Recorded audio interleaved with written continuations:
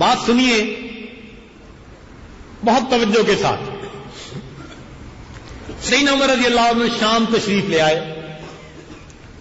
کچھ عرصہ قیام کرنے کے بعد واپس آئے.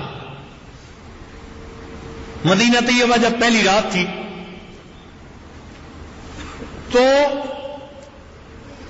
سوچنے لگے کہ میں ذرا باہر نکل کے دیکھوں لوگ کس حال میں ہیں. تو عمر رضی اللہ عنہ گشت پر نکل گئے اکیلے. کوئی غلام نہیں تھا, کوئی رفیق سفر نہیں تھا.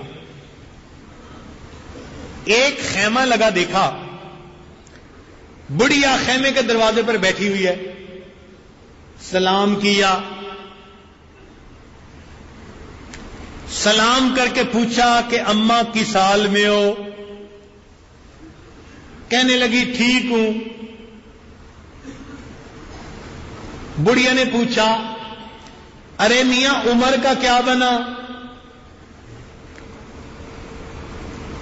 جواب دیا وہ خیریت سے واپس لوٹ آئے. بڑھیا نے کہا کہ میری طرف سے اللہ تعالیٰ اسے کوئی خیر کا بدلہ نہ دے. تو عمر رضی اللہ عنہ گھبرا گئے. پوچھا اماں کیا ہوا؟ کہنے لگی جب سے وہ خلیفہ بنائے مجھے بیت المال سے کوئی درہم و دینار ہی نہیں ملا, وہ خیال ہی نہیں کرتا. اماں عمر کو کیا پتا کہ تم کس حال میں ہو؟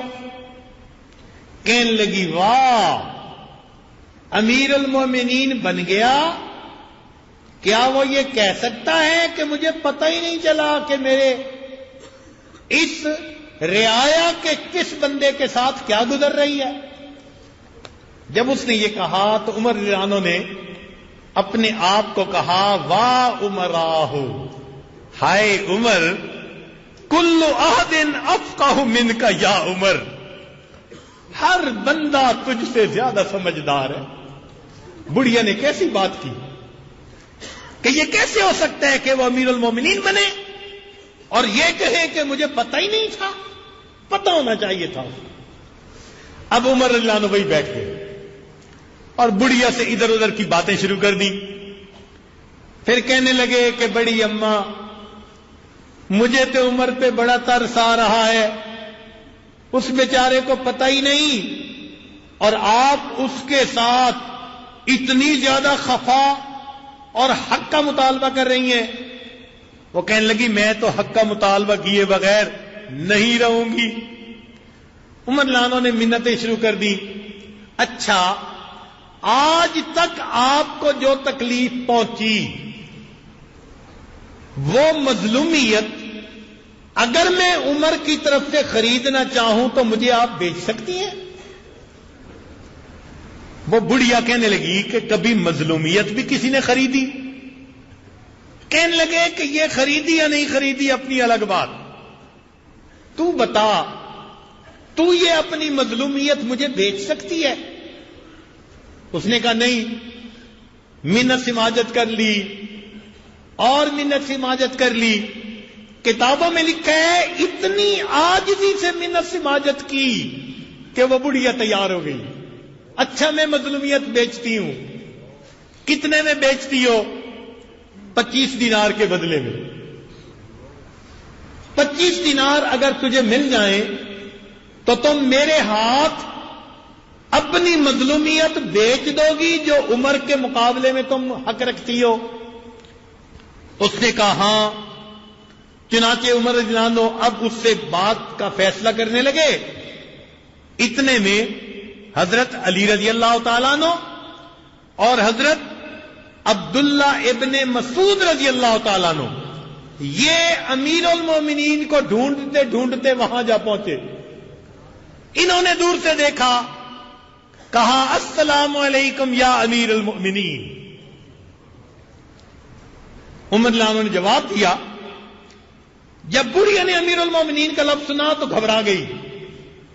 کہنے لگی واسو عطا ہوں, ہائے میری کم بختی, شتم تو امیر المؤمنین فی وجہ ہی, میں نے امیر المؤمنین کو اس کے سامنے گالیاں دی, سامنے سخت باتیں کی, میرا کیا بنے گا؟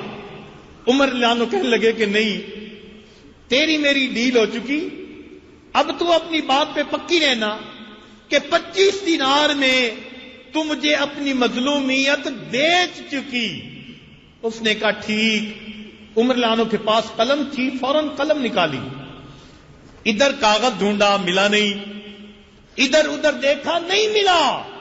کتابوں میں لکھا ہے عمر لانو نے اپنے کرتے کے ایک کونے کو پھاڑ لیا، کپڑے کو پھاڑا، اور کپڑے کے اوپر ایک عبارت لکھی، بسم اللہ الرحمن الرحیم، ھذا ما اشترى عمر من فلانۃ ظلامتها منذ ولی الی یوم کذا وکذا۔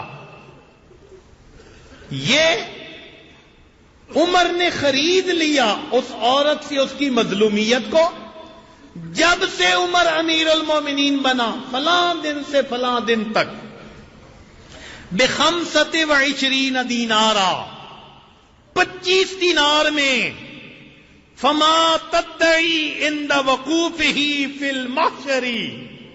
اللہ اکبر، یہ عمر لانو عبارت لکھ رہے ہیں، یہ بڑھیا قیامت کے دن بین یدی اللہ تعالی، اللہ کے سامنے جب کھڑی ہوگی عمر کے خلاف مقدمہ دائر نہیں کر سکے گی۔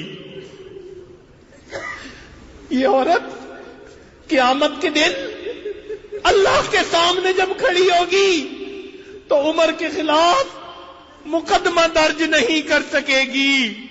فعمر منہ بریء، عمر اس سے بری ہے۔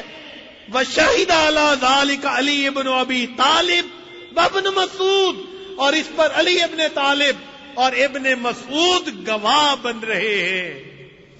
عمر لانو نے عبارت لکھ لی، گواہ بنا لیا، گھر آ گئے، مگر دل کانپ رہا تھا۔ ایک عورت نے کہا میں قیامت کے دن عمر سے حق مانگوں گی، دل گھبرایا ہوا ہے۔ اپنے بیٹے کو بلایا، بلا کر فرمایا میرے بیٹے، اذ انا مت، جب میری موت آ جائے، فجعلہ فی کفنی، اس کو میرے کفن کے اندر رکھ دینا، القا بہ ربی، میں اس کو لے کے اپنے رب سے ملاقات کرنا چاہتا ہوں۔ جن کو امانت میں خیانت کا احساس ہوتا تھا وہ اپنے رب کے سامنے پیش ہونے سے اتنا ڈرا کرتے تھے۔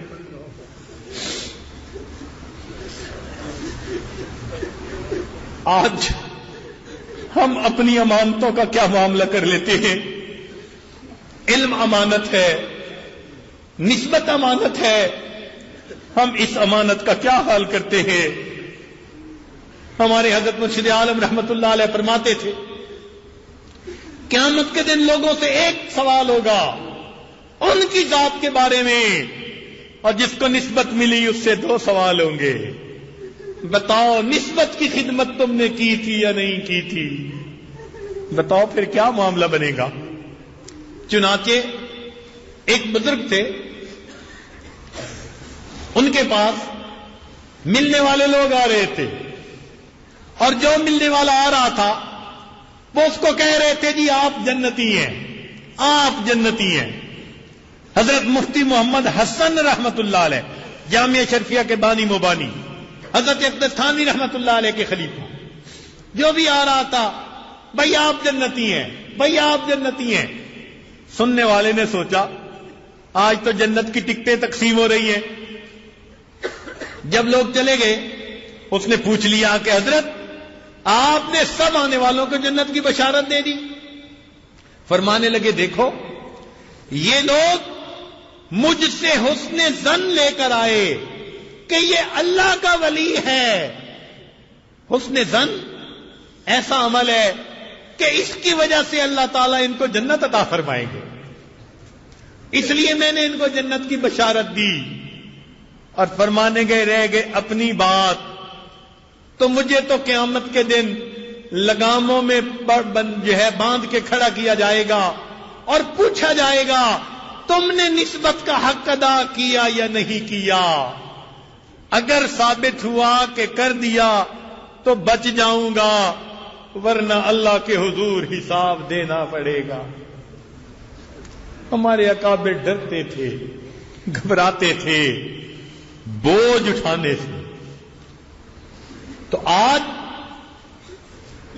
ہر سالک کے اوپر ایک ذمہ داری، زندگی میں جو امانتیں ہیں ان کا خیال کرنا، اور جس کو نسبت کی امانت ملے اس پر دوہری ذمہ داری، لیکن اللہ کی طرف سے پھر اجر بھی ملے گا۔ اس لیے فرمایا فَلَنَسْأَلَنَّ الَّذِينَ أُرْسِلَ إِلَيْهِمْ وَلَنَسْأَلَنَّ الْمُرْسَلِينَ۔ قیامت کے دن جن کو بھیجا گیا ہوگا ان سے بھی پوچھیں گے تم نے دعوت کا حق ادا کیا یا نہ کیا، اور جن کی طرف بھیجا گیا ہوگا ان سے بھی پوچھیں گے تم نے سن کر قبول کرنے کا حق ادا کیا یا نہ کیا۔